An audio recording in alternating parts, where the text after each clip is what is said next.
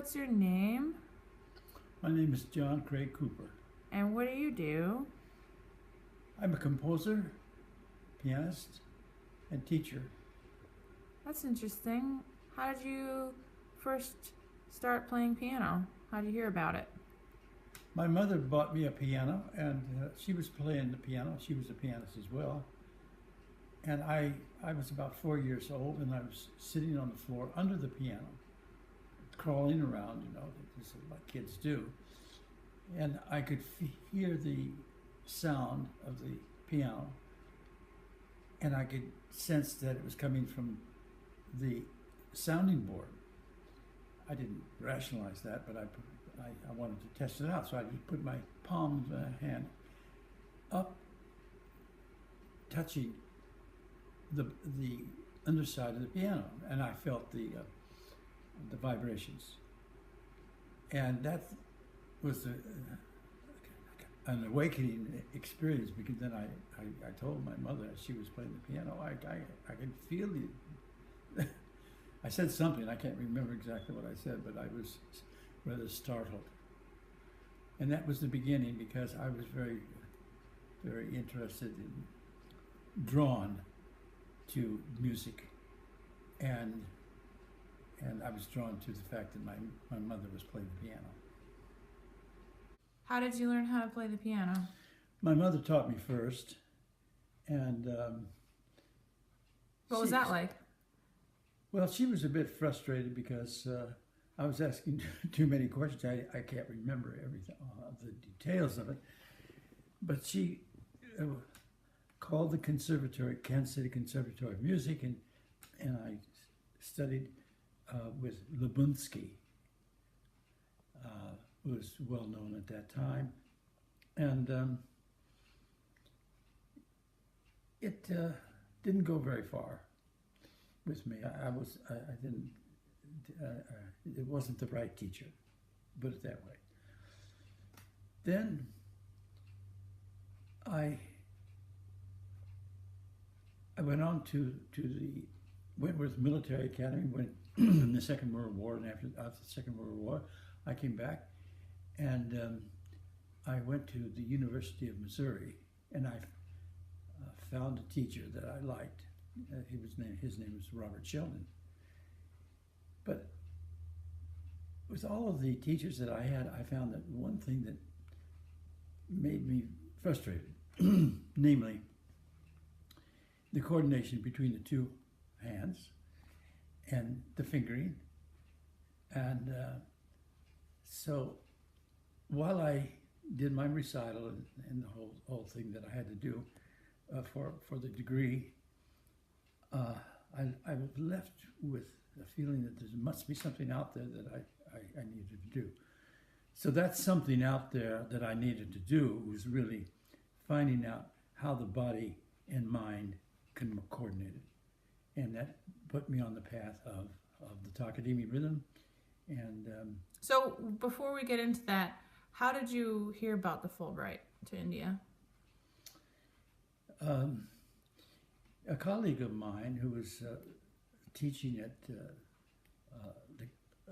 a private college in Columbia, Missouri, called me and said, "John, would you like to go to India?" And there's an opening there. That's how I heard about it. And I was into the Eastern philosophy anyway, and so that was the beginning. So you heard about it, you applied, and you got it. Yeah, just like that. There was no problem about it. And what school did you work with when you went there? The Calcutta School of Music, which was a Western school, but I was taking tabla lessons at the time with Ravi Shankar's tabla player, and so I was interested in what was going on in their music. So I was in a situation of teaching Western music, but I was learning about Indian music more than I had anticipated. Oxford, at the Oxford Mission also. How did you get into teaching there and helping those boys?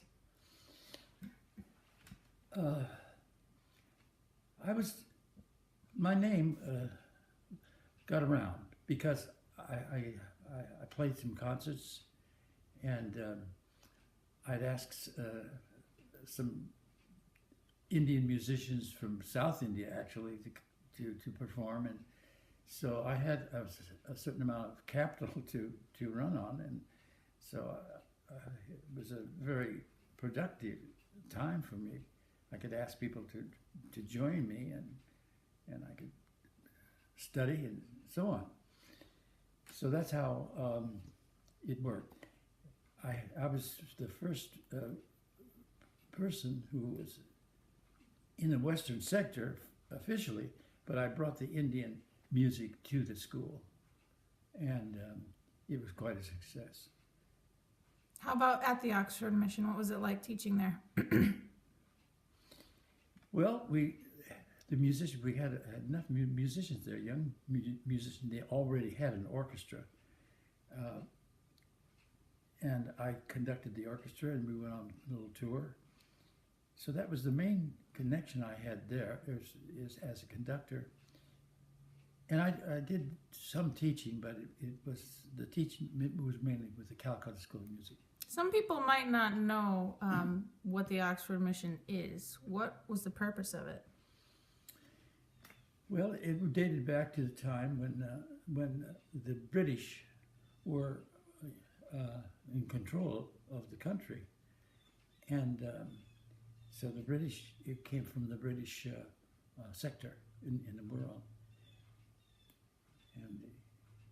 And it was to help orphaned boys? yeah, it housed orphan boys, and in the school was, of course, mainly Western in terms of the music program, and but when the orchestra was made up of these Indian children, and they were doing their own technique of rhythm, which was a takadimi, and I was conducting in Western style. So it was like a blend of two cultures right there. That was one of the motivations for my book, which was differences and similarities between India and the West. So was there a defining moment where you knew that you had to do this, that the blend made sense to you? Yes, there was a defining moment. It was very practical because here I was conducting these Indian kids, and here we were playing Beethoven, and they loved the music. It was Western music that I conducted, but that led to my interest in composing music, which was influenced by India in particular. And today, that music is now on the internet. Some of the pieces that I composed at that time. With the Indian influence. Mm-hmm. Okay. What was it like coming back to the States after being in India for so long?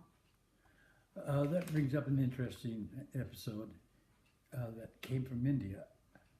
I was in a position to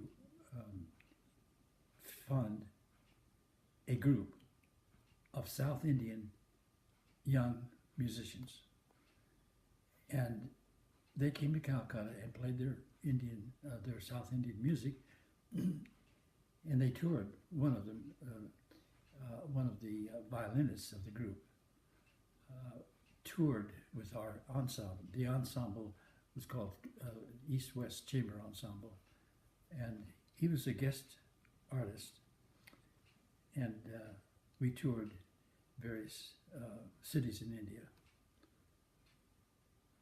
It was a very interesting experience because they also, one of my pieces was blended with their style of improvisation.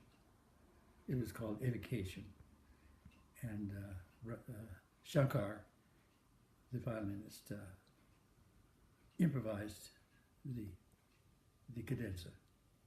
And cadenza, of course, is a Western term, but the improvisation itself was quite Indian. So there was the first uniting of the two cultures.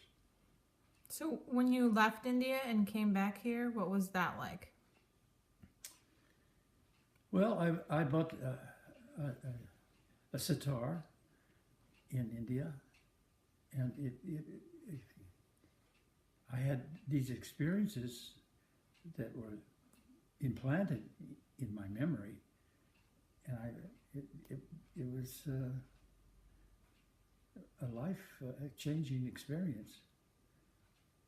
And I just went on with my family. I had my wife, who was a singer, and she sang my songs, etc. We just went on with life. Now, I did go back to India on a tour, and I'm planning. And just recently, I returned from India again because I was hired to give 3 workshops, and those workshops were motivated by my book that I mentioned before, Similarities and Differences Between India and the West in Music. Maybe you could go over that a little. What are some of the similarities and differences between Western music and Eastern rhythm? Indian in particular. Okay, the main difference is they have what they call the talas, and they have a basic tala, 8 beats, 16 beats, different spans of beats, and their division of those beats depended on their system of how they group rhythm. So that influenced me quite a lot because it brought up a different way of doing notation, Western notation. And I have my book that goes into that. I must say another thing about that. Words and rhythm are more united with their system. The Indian system, you mean? The Indian system, which is takatimi, takatimi. And it's a very simple songs. Are you sleeping? Are you sleeping? It blends with it. But if I do put this into Western notation, it's 1, 2, 3, 4, 1, 2, 3, 4, compared to takatimi, takatimi. Are you sleeping? Are you sleeping? So the fundamental advantage of the Indian system is it's more naturally connected universally in terms of the various dimensions. In the body? In the body as well. Yeah, I'm glad you mentioned that. The body and the also in terms of language, the structure of language, the verb, the noun, and the object. It's implied in their way of doing rhythm.